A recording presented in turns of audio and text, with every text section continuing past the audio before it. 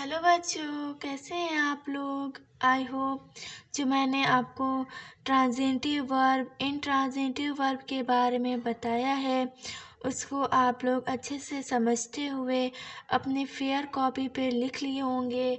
आइए अब हमारा तीसरा प्रकार जो वर्ब का है वो क्या था, लिंकिंग वर्ब्स। ठीक है, ये आप लोग अपने फेयर कॉपी पे हेडिंग बनाएंगे लिंकिंग वर्ब और इसकी डिफिनीशन लिखेंगे।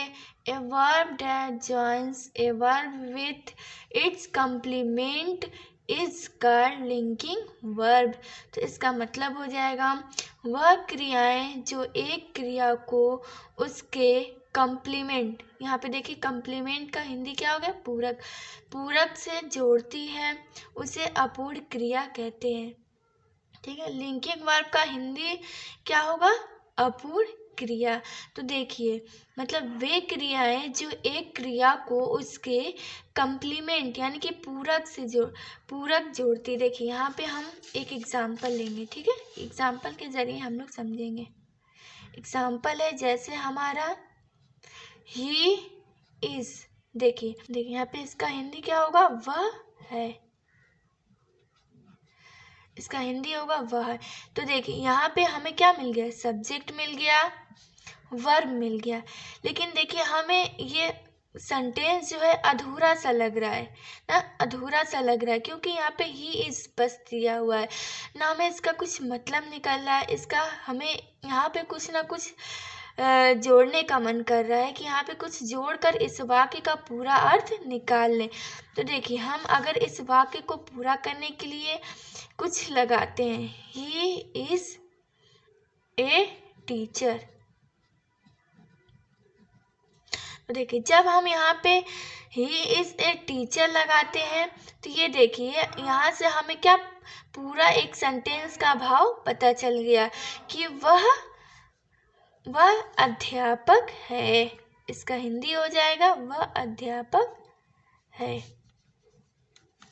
तो देखिए इस तरह से हमें इस सेंटेंस को पढ़ने में भी अच्छा लग रहा है और इसका पूरा अर्थ भी निकल रहा है। तो यही हमारा क्या हो जाएगा, यहाँ पे जो इज है, जो इसके आगे जो हम लोग एक ऑब्जेक्ट लगाए हैं, यही हमारा क्या हो जाएगा, लिंकिंग वर्ब। ये इज यहाँ पे क्या कहलाएगा, लिंकिंग वर्ब। ठीक है, एक और एग्जांपल लेते हैं जैसे दे आर। देखिए इंट्रांजिटिव वर्ब में क्या होता था, दे आर, बस वर्ब और ये सब्जेक्ट, ये हमारा इंट्रांजिटिव वर्ब कहलाता है। ठीक है, कहलाएगा इंट्रांजिटिव वर्ब। ये इंट्रांजिटिव वर्ब से मिलता जुलता ही क्या है, लिंकिंग वर्ब है। ठीक है, देखिए तो अब यहाँ पे देखिए ये हमें सेंटेंस जो है इसका पूरा अर्थ हमें नहीं समझ में आ रहा है। ठीक है, वे हैं इसका अर्थ होगा। तो देखिए यहाँ पर वाक्य को पूरा करने के लिए किसी पूरक की आवश्यकता पड़ेगी, यानी कि जो हमारा कम्प्लीमेंट क्या है, यहाँ पर पूरक क्या है, वो इसकी हमें यहाँ पे आवश्यकता पड़ेगी। देखिए दे आर, अब हम यहाँ पे लिखते हैं प्लेयर्स। देखिए यहाँ पे हम लिख दिए दे आर प्लेयर्स, वे खिलाड़ी हैं। तो देखिए यहाँ पे हमें जब यहाँ पे एक प्लेयर्स वर्ड हम जोड़ दिया तो ये हमारा क्या, सेंटेंस एक पूरा अर्थ देने लगा ना, कि दे आर प्लेयर, वे खिलाड़ी हैं। तो यही हमारा क्या कहलाएगा, ये आर यहाँ पे हमारा क्या कहलाएगा, लिंकिंग वर्ब।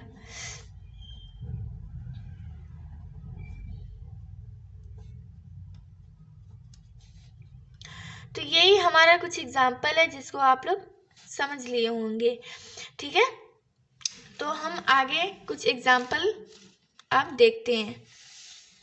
देखिए राम इज हंग्री। तो देखिए यहाँ पे राम क्या हो गया, सब्जेक्ट हो गया, इज यहाँ पे क्या है, लिंकिंग वर्ब कहलाएगा। ठीक है, राम इज हंग्री, यहाँ पे ये राम भूखा है। तो देखिए ये इज जो है, ये हंग्री जो है यहाँ पर लगाया गया है ताकि इसका पूरा अर्थ हमें पता चले। तो देखिए राम इज हंग्री, राम भूखा है, तो राम यहाँ पे सब्जेक्ट हो गया, इज यहाँ पे क्या कहलाएगा, लिंकिंग वर्ब कहलाएगा। ठीक है,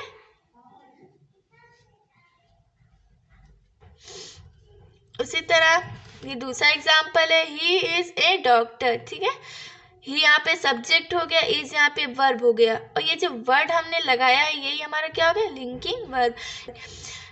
ये जो हमारा इज यहाँ पर ये क्या कहलाएगा, वर्ब कहलाएगा। ठीक है, दे आर प्लेयर्स, वे खिलाड़ी हैं, तो ये आर जो है यहाँ पे क्या कहलाएगा, लिंकिंग वर्ब कहलाएगा।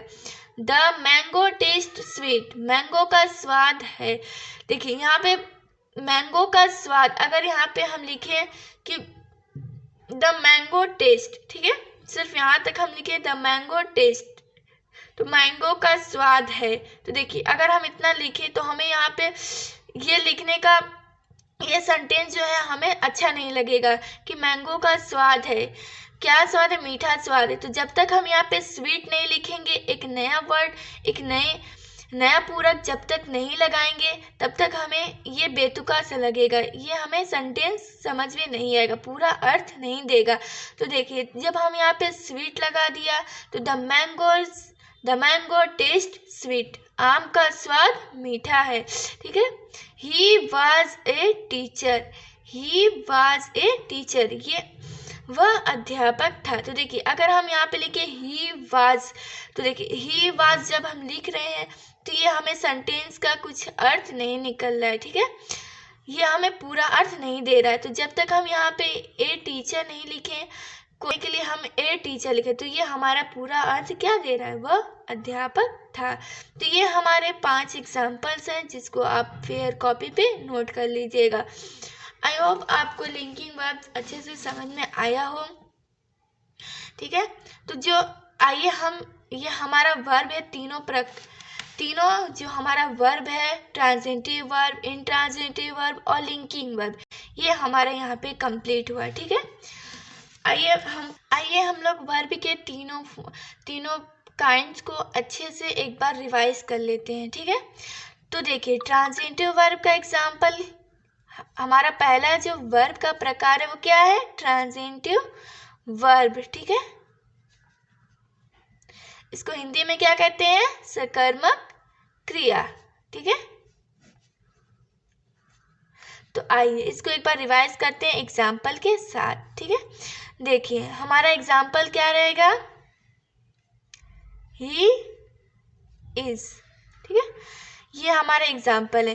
मान लीजिए यहाँ पे ये सब्जेक्ट हो गया, ये हो गया वर्ब। ठीक है, तो अब हमें यहाँ पे किसी ऑब्जेक्ट की ज़रूरत पड़े, क्योंकि इसकी डिफिनीशन क्या है कि जिस क्रिया को अपना अर्थ पूरा करने के लिए कर्म की आवश्यकता होती है उसको ही हम क्या बोलते हैं, अकर्मक क्रिया बोलते हैं।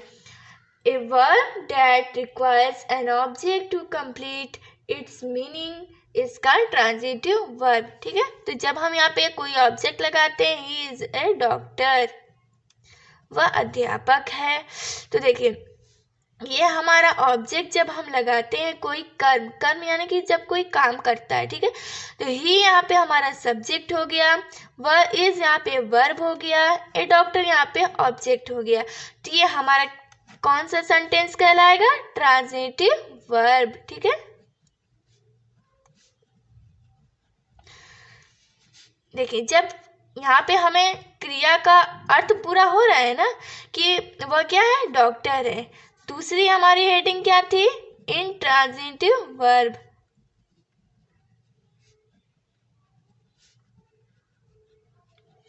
और इसका हिंदी क्या था,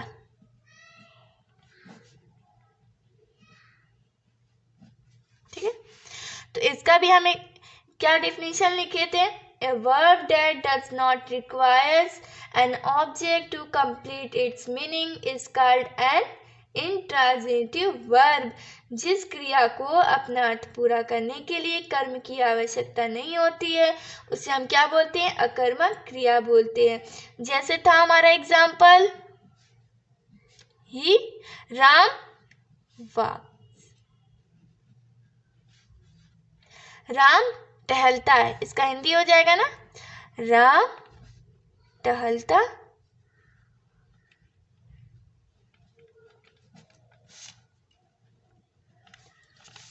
तो देखिए इसमें क्या, ये सब्जेक्ट हो गया और ये क्या हो गया, वर्ब हो गया। तो देखिए राम टहलता है, तो इसमें हमें कर्म की आवश्यकता नहीं है, ठीक है, क्योंकि हमें अगर कर्म भी यहाँ पे ऑब्जेक्ट नहीं लगाते हैं तो ये हमारा क्या कहलाएगा, इंट्रांजिटिव वर्ब कहलाएगा, ठीक है, जिसमें हमारा कर्म नहीं लगा होता है यानी ऑब्जेक्ट नहीं लगा है, तो वही हमारा सेंटेंस हमारा क्या कहलाएगा, इंट्रांजिटिव वर्ब, ठीक है।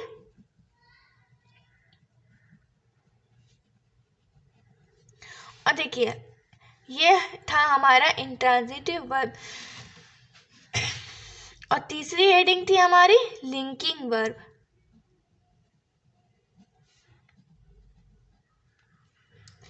इसकी डिफिनीशन क्या है, a verb that joins a verb with its complement is called linking verb, यानी वो क्रिया है जो एक क्रिया को उसके कंप्लीमेंट पूरक से जोड़ती है, यानी कि वह क्रिया जो जो एक कंप्लीमेंट से जोड़ी जाती है। देखिए जैसे हमने आपको बताया था ही इज, ये हमारा क्या सेंटेंस है, ये हमें सेंटेंस समझ में नहीं आ रहा है कि वह है क्या है भाई, हमें कुछ समझ में नहीं आ रहा है। जब तक हम यहाँ पे कुछ पूरक यानी कि कुछ वर्ड नहीं जोड़ेंगे, कुछ कंप्लीमेंट नहीं देंगे कि वो क्या है, तब तक ये हमारा इंट्रांजिटिव वर्ब है, ठीक है।